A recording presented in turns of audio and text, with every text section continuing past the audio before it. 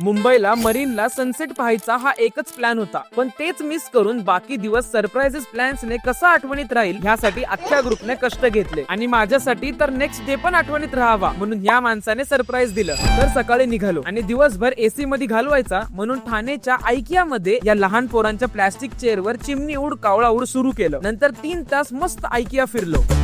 Sparkling sparkling sparkling म्हणजे सोडा आहे, sparkling म्हणजे सोडा आहे. सोडा सोडा तर गुरु बोलला आणि आयकियाचा नाच सोडून आम्ही निघालो तेव्हा तन्मयने आम्हाला हे सरप्राईज दिलं. मगाशी आम्ही ऐकायला होतो, आता आम्ही दिशाला थोडस हे 2 बुक करतो. मी एक डझन.